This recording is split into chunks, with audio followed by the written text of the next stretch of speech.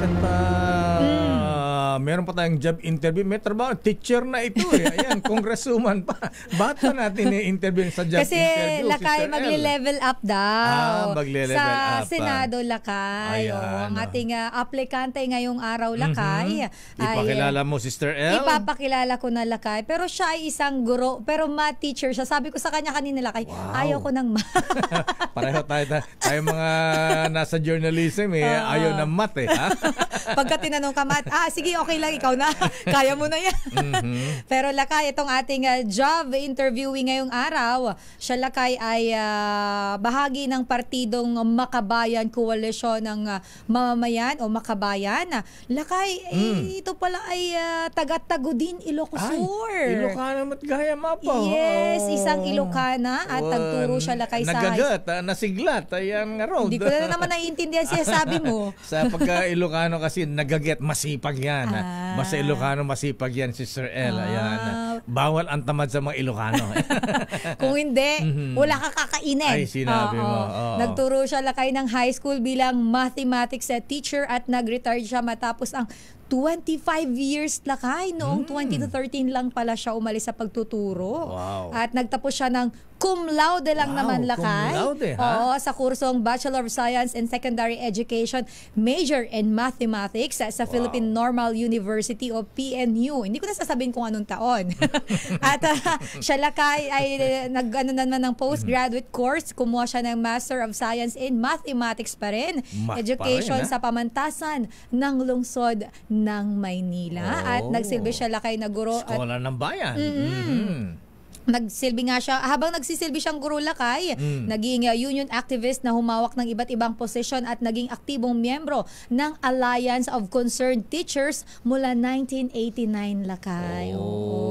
At yung mga bills niya, Lakay, at may mga bills siya in-author at co-authored, kabilang dyan ang isinusulong na pagpapataas sa sahod ng public school teachers at iba pang government employee at pagpapababa naman ng income tax, institution of support mechanisms para sa mga guro at reforma sa GSIS system, Lakay. Wow. Ang dami niyang ano, Lakay. Isa-isahin ko ba talaga to you? Sige, tama na yan. Napakahaba ng kanya credentials, Lakay. 10 pages yata ito eh. Ang dami-dami naman sinulat ni Yuel eh. Bakit ikaw?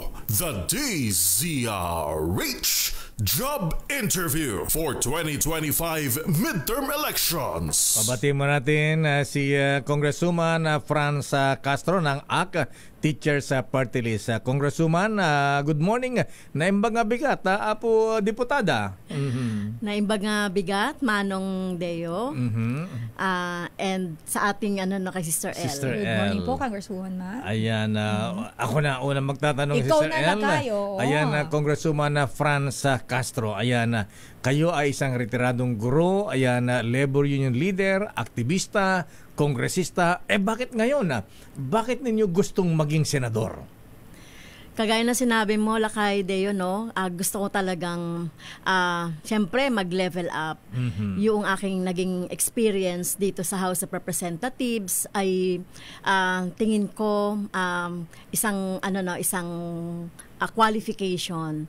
At gusto natin magkaroon ng tunay na tinig ng teachers sa Senado para kung halimbawa merong mga bills, kasi may mga bills kasi Lakay and Sister L, na kapag natatapos na namin sa House of Representatives, hindi na siya na umuusad sa Senado. Kaya kapag meron talagang tunay na guro sa Senado, ay matututukan yung mga bills, panukalang batas para sa edukasyon. Baka kulang po sa lesson plan. Lesson plan talaga, Lakay. Teacher yan, di ba? So, yun po ang dapat na inaano nyo.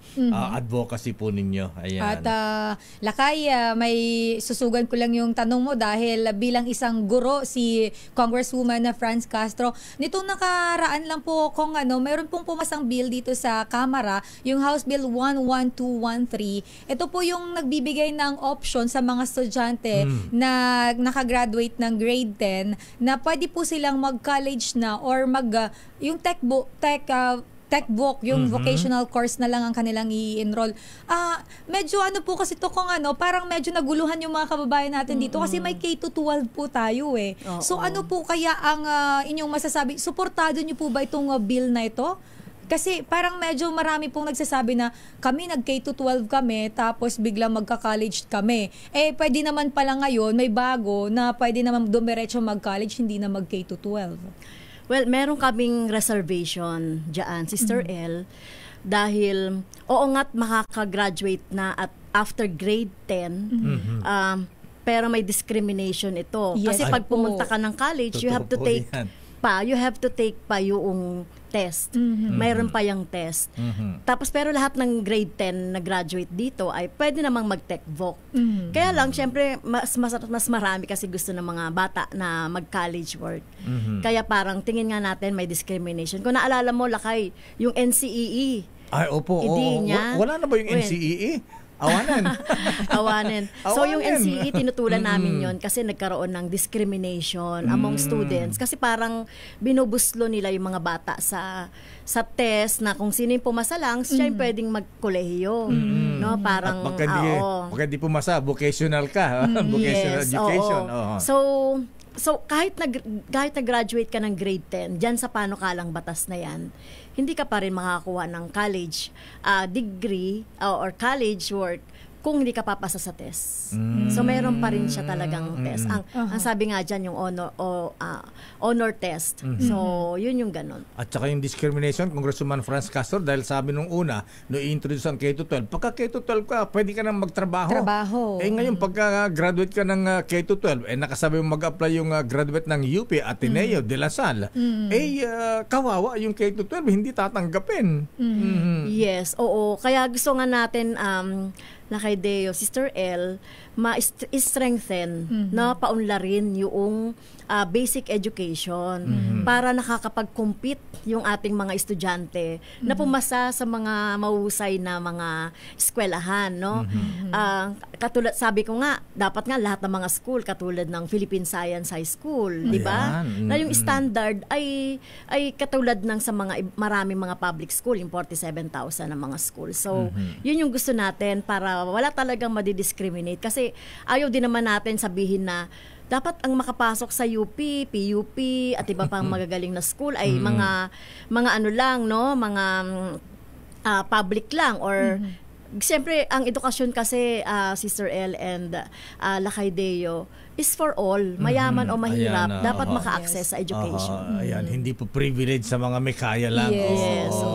Kasi dito nagkakaroon Lakay tsaka Congresswoman Ma'am yung job mismatch na tinatawag natin, na tinatalakay naman hindi lang po ng DOLE din, nabanggit na din to ng DOLE, para nagkakaroon po ng job mismatch dahil po dito sa, halimbawa, kapag ikaw ay graduate ka na ng grade 10, pwede kang mag-apply na ng work. So para nagkakaroon daw po ng job mismatch. Nagkakaroon ng job mismatch dahil nga, ang unang-unang problema dyan, Sister L and Lakay Deo, hindi nag-uusap, no? Hindi nag-uusap itong DepEd, CHED, at itong TESDA. No? At saka yung, syempre, yung industriya natin. Dapat yung education natin sasagot talaga doon sa pangunahing industriya natin. Kaya lang hindi ganon ang nangyayari. Ba't di po natin pag-isayin nung araw? Mag-isa lang, wala naman CHED nung araw eh. Ayan, di po ba? Parang ni Dr. Odi Corpus, siya ba ang Education Secretary ng parang ni Apo? Hindi ko inabutan niya Lakay, sorry. Lakay, sa BARM, isa lang ang Education Secretary nila. Sa lahat ng Ayan, oo. So, sang-ayon ba kay Congresswoman Castro doon sa pamalakad nga ng Marcos administration? Pagdating sa sektor ng edukasyon, may mga ipinapatupad si bagong Education Secretary Sani Angara. Ano sa tingin niyo po yung mga bagong policy ngayon sa education?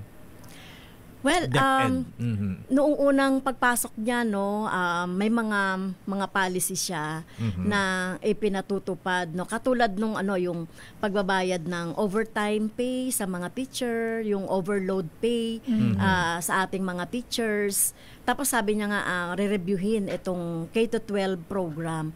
So, welcome naman yan, no? Tapos yung dito yung controversial tungkol doon sa ilan lang yung mga na-construct na mga rooms, Oh. classrooms nung previous administration.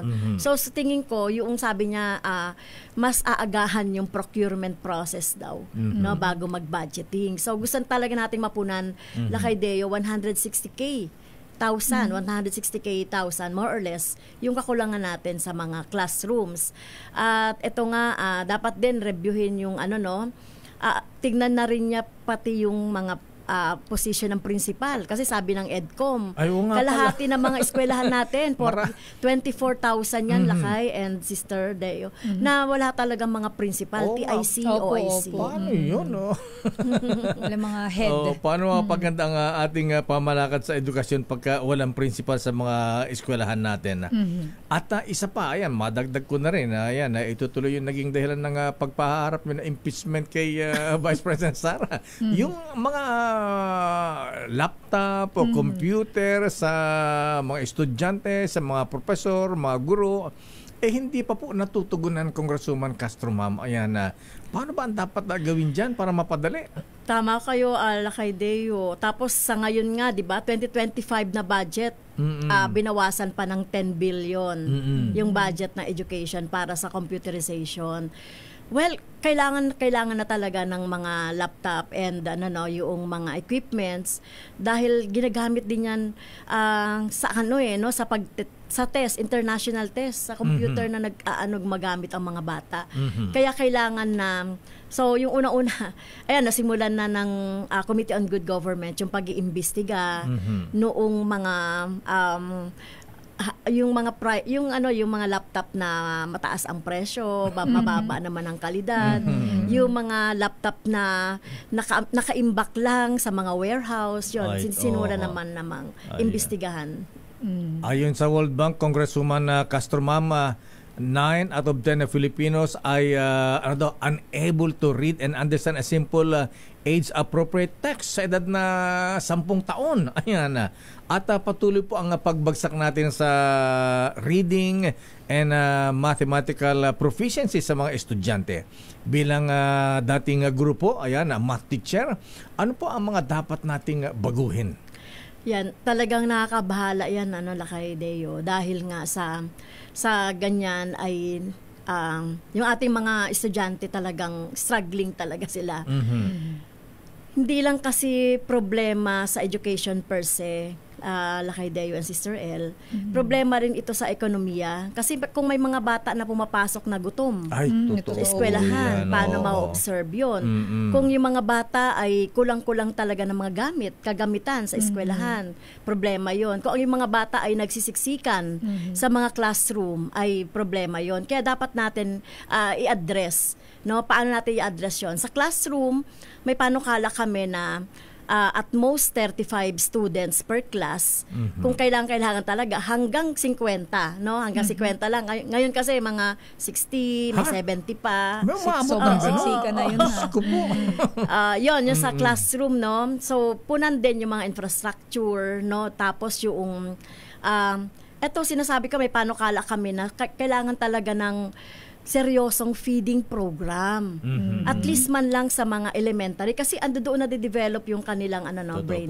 So at least man lang mabigyan, hindi lang yung mga stunted na mga bata, hindi lang yung mga talagang malnourished na mga bata natin. Kailangan talaga kahit na elementary ay magkaroon talaga ng free lunch. Ayan, 'di ba? So lakihan ng budget. At saka yung recess man lang noon sabi mo, di mo inabutan yan yung may mga Nutriband nung araw, may mga oatmeal pa, mga ganun, ha? Ang problema kasi diyan Lakay Deo, 'di ba maalala mo sa investigasyon sa Kongreso, pati yung mga sa feeding program ay maraming mga problema. Bakit po?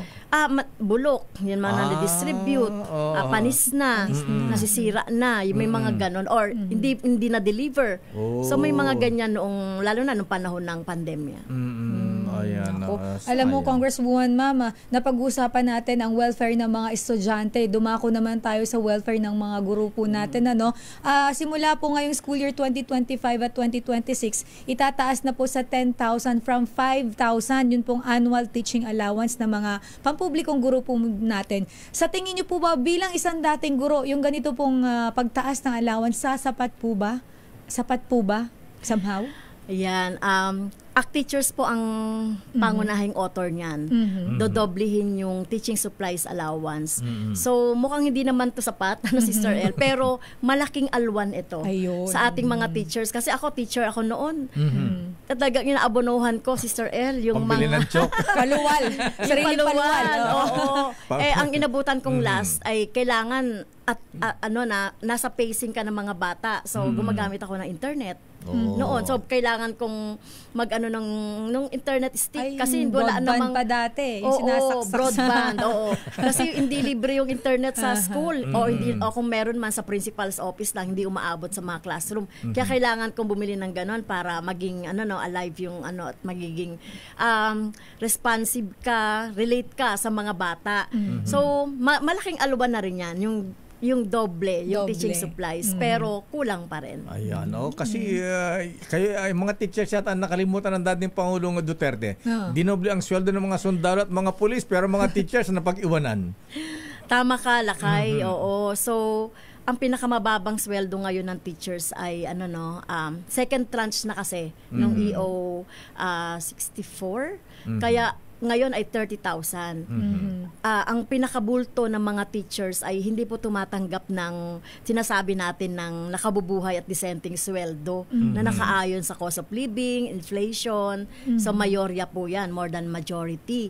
Kaya kailangan talagang kami, kaya yun po yung pangunahin namin, madagdagan yung sweldo ng ating mga teachers. Katulad na rin ng mga private school teachers na mas mababa ang sweldo.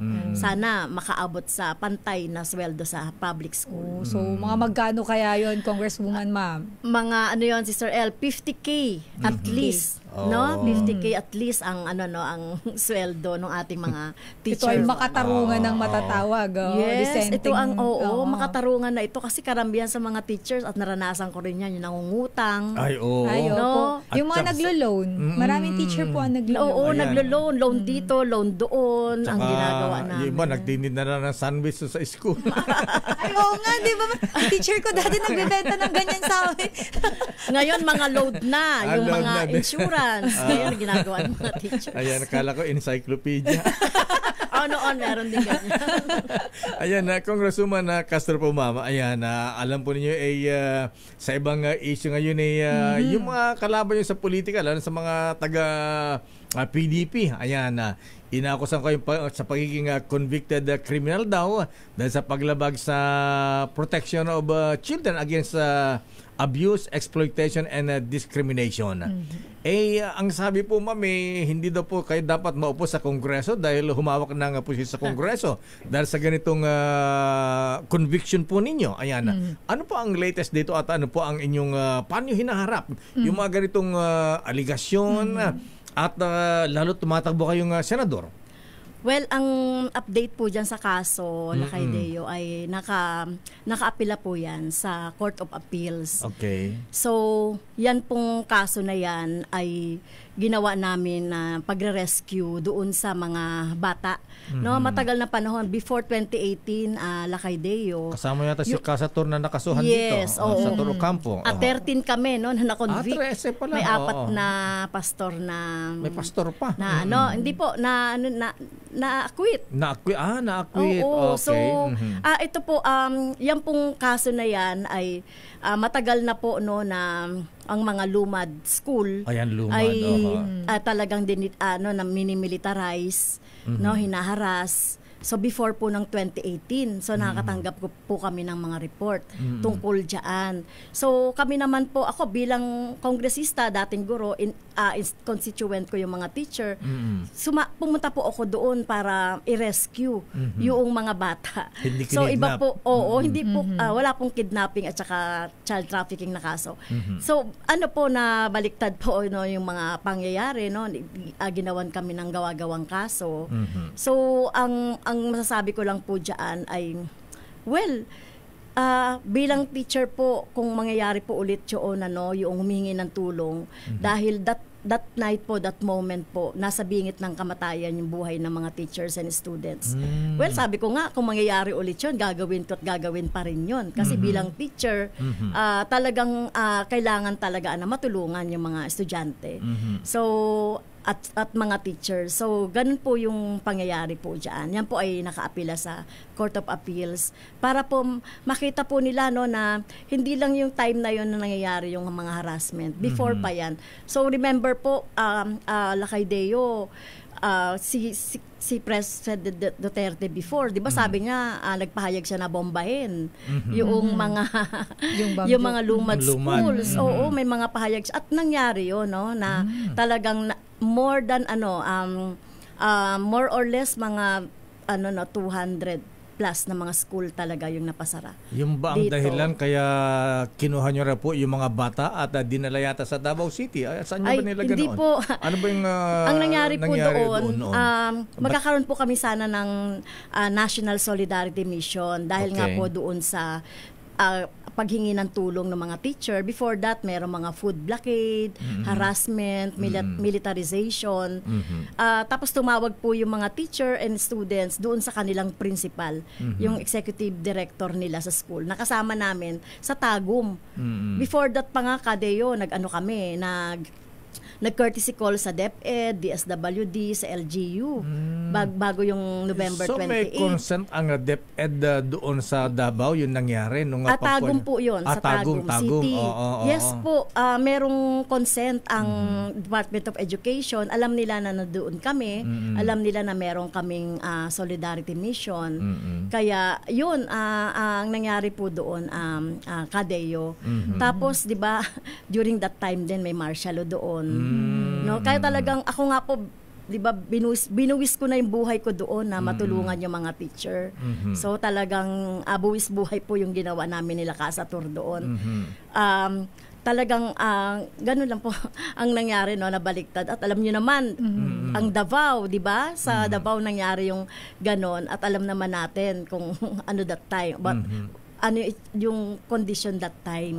Kaya yun po. Kaya nga sabi ko nga habang nagkakaroon ng habang nagkakaroon ng tokhang doon sa programa ng War on Drugs dito, nagkakaroon naman ng militarization po sa mga lumad schools. Ayan, bago ang tanong ni Ednia Laparosa sa ating man on the street congresswoman, ang sabi po, kaya daw po may mga military operation doon ang mga bata daw po, ang mga lumad ini-indoctrinate daw po yung mga bata ng communism. Wala po, matagal na pong napabulaanan yan. No, mismong mga bata at estudyante po na ang sumagot diyan. No, kaya hindi po totoo yung mga paratang na gano'n. Alright. Bago pa sa iba nating katanungan, meron dun po sa yung magtatanong, Congresswoman ma'am, mayroon po tayong man on the street. Nasa labas po ng ating himpilan at mayroon pong kababayan natin ang gusto pong magtanong sa inyo. Bilang kayo po ay tumatakbo sa Senado, sa pagkasenador, nandyan ng ating kasamahan. Saan kayo ngayon? RH52, Edniel Parosa. Edniel. Magandang umaga, Lakay, Sister Earl, at kay Congresswoman Franz Castro. Nandito tayo ngayong umaga sa BF City Terminal sa lungsod ng Marikina. Alam nyo, Congresswoman Franz, kapag ganitong araw ng Martes, once a week nagkakaroon ng oil price adjustment. At ngayon mismong araw na ito, February 18, ay nagkaroon na naman tayo ng 80 centimos na increase sa kada litro ng gasolina. Kaugnay niyan ay may mga kinausap tayo at hinahanap na tao. Nandito tayo ngayon sa terminal kung saan paliban doon sa mga pasahero, of course, mga dispatcher, may mga abangers kagaya nitong mga taxi driver, kaya ni Kuyang Rapi. Rapi, saan ka taxi driver, sir? Gaano ka katagal, rather, nasa super na taxi? 11, sir, hanggang until now. 27. Kumusta naman nakita ngayon so far? Dati, sir, mga previous year, magandang kitaan. Kikita ko 1.5. Ati, 14 hours, 1.5. Ngayon, sir, Diyos ko po. Hirap na hirap ang 1,000. Ang ngayon nga, wala pa akong tulog. Halos 24 hours ang bumiyahe ng taxi. Hindi makawin sa bahay. Lapit lang ng bahay ko. Kasi dalawang college ko, ibaon nun. 500, 250, 250. Ati, dalawa, 500. Kasi sa Manila nag-aral, uwi ang Tipolo. Ang tanong ko lang kung may impeach ba sa college si Fight, gaganda pang buhay natin. Kasi ngayon, pakiramdam namin, hirap na kami sa daming apps naglalabasan. Tapos, sasabihin, maraming solusyon, puro gano'n na lang sa sobrang traffic. Ang sisihin nyo dyan, 5 litra lang, LTFRB. Labas sila ng labas ng mga unit sa daming apps, tumatakbo sa kalsada, halos 30 to 40% tumatakbo sa itsa, puro apps na lang. sabihin nila, pag ganito, sarado. Pero, totoo lang ha, dami kong kausap, mga kapitbahay. Sabi, sarado si Grab, sige na ito, mga apps. Pero pag may 40,000 ka, within 2 months, mayroon ka ng prangkisa sa Grab. Yung katotohanan ngayon, Okay. sobra. So, anong tanong mo, kuya? Aha. Ang tanong ni Kuya Rafi. Sobrang taas talaga. Di ko naramdam. Mhm. Dati kikita ko 1,000, kasya. Ngayon, 1,000 kikita ko, abutin akong labas ako ng Okay. 5 na umaga hanggang alas 11 ng gabi. Tapos kitain na 1,000, halos Okay. dalawang araw ako nakahanap buhay. Mainam pa yung minimum eh. Lagpat ako ng Kuya Rafi, yan yung sentimiento natin bilang mga cambio king, mga chopper ng taxi. Cambio Ano king. ngayon ang gusto nyo itanong? Ulitin natin dahil medyo maingay kanina rito. Ano ang gusto nyo itanong kay Congressman Franz Castro, tatakbong senador? Ma'am, ang ano ko lang, kung ba sakali kayong manalo, mapigilan nyo ba yung paglaganap ng sobrang daming apps, walang tigil hanggang ngayon. Sobrang traffic sa EDSA, sisihin ng ganito. Kahit Okay. sino ahensya ng gobyerno, nagsisihan. TR, RB, ganito. Kasi, oras ang sinasabi. Okay, kuya. Okay, kuya, pasagutin Okay. natin si Sagutin. Congresswoman na Franz Castro. Ayan, Edniel. Okay. Yung pong mga apps na sinasabi ni Kuya Rafi. Rafi, Kuya Rafi, no, ay medyo hindi po ako familiar doon, no. Pero yung sinasabi niya po na mahalaga yung sinabi niya, no, halos linggo-linggo tumataas ang presyo ng gasolina. Well, kami po may solusyon diyan kay Rafi, no, na dapat tanggalin muna yung excise tax sa langis dahil nga sa sinasabi na hindi mapigilan yung international market na tumataas. At parang ito nga, parang niloloko na nga lang tayo, no, Kadeo. Kailangan din natin yung katulad sa kuryente, no, tinitignan natin yung bini-breakdown natin yung mga gastusin noong mga oil companies kasi hindi na natin maintindihan talaga bakit tataas ng 1 peso, bababa ng 20 centavos, linggo-linggo parang may ganun lang na pattern. Kaya kailangan unbundling, no? Ayun. Ma-unbundle yung presyo ng langis para makita talaga natin kasi matagal ng panahon naman sa nakaraan, ano, talagang pababa yung presyo ng langis. Pero hindi pa rin siya mapigilan. So yun, no, pati yung VAT sa langis, tapos tanggalin na itong i-repeal na itong oil deregulation law dahil hindi naman ito talaga nakatulong doon sa competition. Naglalo pang pinalakas yung monopoly. Kartel na nangyayari. ng oil industry. So Pare-pareho yun, ang increase, rollback. Oo, yun talaga yung mga problema na kinakaharap ng transportasyon. Gawin talagang palakasin talaga yung pangmasang transportation, Kadeo, no, Sister El, para natin yung masagawa natin yung sinatawag na pangmasa, accessible na transportation sa lahat. Totoo yan kasi minsan di rin naman natin maintindihan bakit ganun? Tatas ang presyo ng diesel, minsan bababa ang gasolina. Pare-pareho lang naman yan. Bakit? Tapos ang problema, tataas, sobrang taas. Pagka bumaba, 270, 10 lang, centavos, kurot-kurot 20 centavos. lang. Yes. Ayan. Anyway, Congresswoman Castro, ma'am. Ayan, okay na, Baka, Kuya Rafi, Edniel. Alam mo, Lakay, habang off-air tayo, si Kuya Rafi, na napansin natin, updated din sa balita. At aware siya na isa si Congresswoman Franz doon sa mga nagsusulong ng impeachment kay Vice President Sara Duterte. Hindi ko na alam kung narinig yung kanina, pero bahagi ng kanyang first question dahil medyo maingay sa likod natin. Okay. Ano raw ang mapapala ng kanilang sektor kung matuloy man yung impeachment sa ating pangalawang Pangulo. Yan ang request mula rito sa lungsod ng Marikina. Balik sa inyo, Lakay at Israel. Ayan, Yes. Congresswoman, ano po ang mapapala natin ng bayan kapag na-impeach, napatalsik bilang presidente ang Vice President VP Sara Duterte. Napakahalaga po ng usapin ng impeachment, nakapaloob po dito yung pagpapanagot, no, accountability and transparency na si Vice President ang naging parang modelo ng korupsyon, no, based doon sa confidential funds saka sa mga DepEd funds na nakita nating na misuse. Ngayon, kung maayos po yung pagpapatakbo ng ating ekonomiya at pinansya, wala pong corrupt, ay yung pera po na nasasayang po sa ganyan ay maibibigay po doon sa mga serbisyong panlipunan, no, dagdag na pondo para sa edukasyon, para sa ospital, no, pabahay, ayan nga sa transportation, kaya mga subsidy para sa ating mga driver, no, parang kulang, no, yung binibigay na ayuda doon sa ating mga drivers na talagang nasasakripisyo nung taas baba nung oil prices. Kaya talagang mahalaga po itong usapin ng impeachment, no, para doon din sa ating mga iba pa na mga government officials na mangungurap or mag-misuse ng mga pondo. Congresswoman Castro, ma'am, sa inyong hanay sa Makabayan Black, sino-sino ba yung mga kandidatong senador? Ilan ba kayo, ha? Kasi ang PDP, sabi ng dating Paulong Digong, siyam lang daw yata nila, kaya para makapasok, ipapatay yung 15 senador. Kidding aside, ilan ba kayong kandidatong senador sa Makabayan Black? At sino-sino kayo? 11 po yan, Kadeo, Sister El. Isa na lang, ba't di pa ginawang 12? Medyo kapus na. Wala nang gustong sumama pa. So, si Jerome Adonis po, isang Secretary General ng KMU mula sa Manggagawa. Si Aline Adamo, nurse. Community nurse yan, no, na danas yung problema ng health sector. Si Roner Arambulo po, isang mangingisda. No, na kay Pamalakaya, no, danas din ang problema ng mga mangingisda. Si Kong Arlene Brosas sa Kababaihan. So kasama ko yan si dating Congressman Teddy Casino, no, tapos si Kamimi Doringo.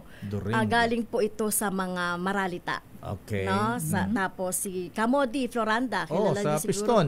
Sa Piston. So yun si Amira Lidasan, siya po yung kinatawan naman ng mga Moro, ng mga katutubo, no. Tapos si Lisa Masa, kilala niyo na. Lisa Masa, Gabriela. No, at saka ang aming magsasaka ay si Kadaning Ramos. Si Kadaning Ramos. Na talagang eksperto talaga, no, sa usapin ng pagsasaka. Mga magsasaka. Ayan, at pang-11 po kayo. Anyway,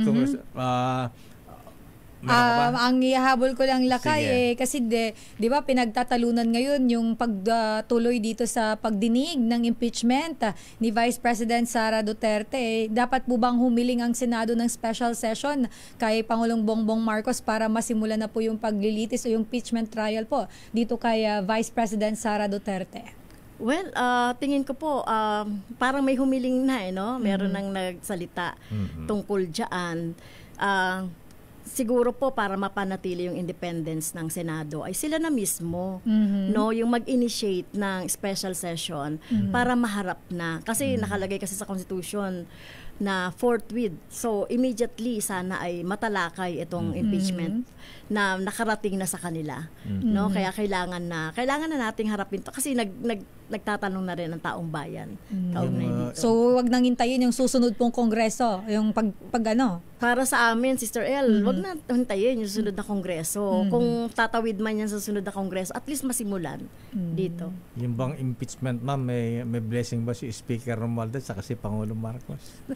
Well, si Speaker po, pumirma naman siya. Pumirma. Aywan ko lang po kay President Marcos. Si Sandro na lang. Congresswoman Castro, ma'am, bilang panghuli po, ayan, sa ating job interview, bakit ikaw dapat iboto sa Senado? So ako po ay dapat na iboto sa Senado dahil unang-una po kailangan natin talaga ng ma-resolve na magkaroon ng mga panukalang batas para ma-solve natin yung krisis sa edukasyon na namamayani sa ngayon at magkaroon din ng alternatibos. Ang Makabayan po, meron siyang talagang buong-buong programa ng Pambansa Demokratikong Plataporma para sa lahat ng sektor. Kaya kabilang po ako doon na nagsusulong po talaga ng mga kaalwanan sa buhay ng ating mga taong bayan. At syempre po bilang guro, sabi ko nga ako nagsimula noong sa confidential funds, no. Gusto po natin na maayos, no, magkaroon talaga ng mga batas na susugpo sa mga korap at abusado sa gobyerno po. Congresswoman Franz Castro, ma'am, ACA Teachers Party List Representative Thank you and good morning and good luck po sa inyo. Thank you po, Salamat. Kong. Maraming salamat Diyos ti aginaapo ken naimbag nga bigat. Kilalanin ang mga nagnanais maging lingkod bayan sa Bakit Ikaw? The DZRH Job Interview for 2025 Midterm Elections.